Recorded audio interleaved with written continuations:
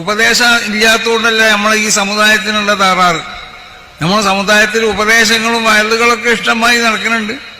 പക്ഷെ ഏറ്റവും അധികം തമ്മാത്തരം ചെയ്യുന്നത് നമ്മളെ കുട്ടികളാണ്. എന്താ കാരണം? ഇവനിൽ ഈ ഇൽമ് ഫലിക്കണില്ല. കാരണം പറഞ്ഞു കൊടുക്കണവൻ അതിന് അർഹത ഉള്ളവനല്ല.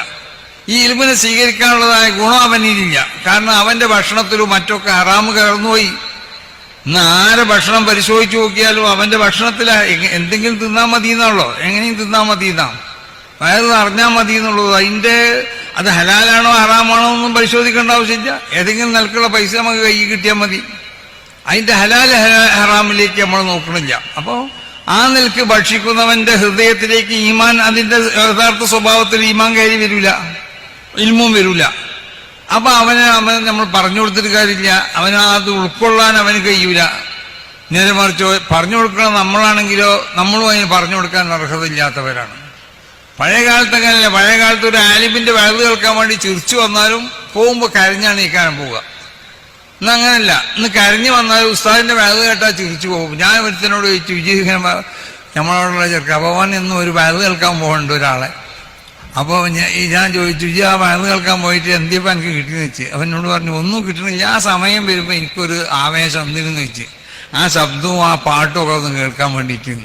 അപ്പൊ ഒരു ബീഡി വലിച്ചിനോനോ അല്ലെങ്കിൽ സിഗരറ്റ് വലിച്ചിനോനൊക്കെ ഉണ്ടല്ലോ ഒരു ഹാബിറ്റ്, ഓനത് ശീലിപ്പിച്ച സമയം വരുമ്പോൾ അവന് തോന്നും അപ്പൊന്ന് വലിച്ചാൽ തിരക്കടില്ല എന്നതുപോലുള്ള ഒരു ആസ്വദിക്കൽ മാത്രമേ ഉള്ളൂ.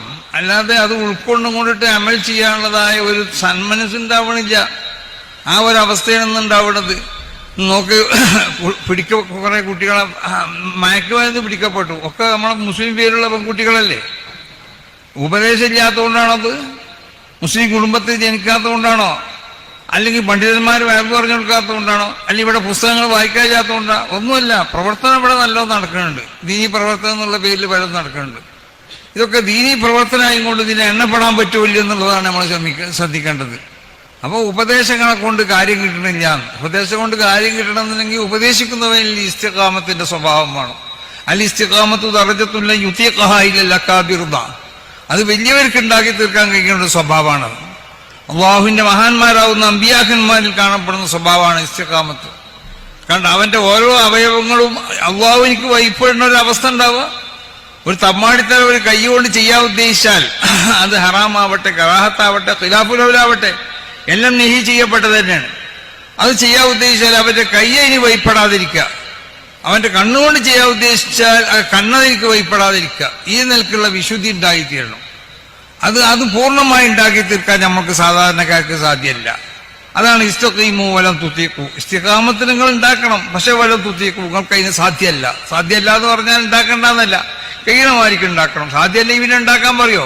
ഇസ്തഖീമു എന്ന് പറയാം, പിന്നെ വലം തുതീഖു എന്ന് പറയാം. അതിന്റെ അർത്ഥം എന്താ? കഴിയണമായി ഇസ്തിഖാമത്തിന് ഉണ്ടാക്കാൻ വേണ്ടി ശ്രമിക്കണം.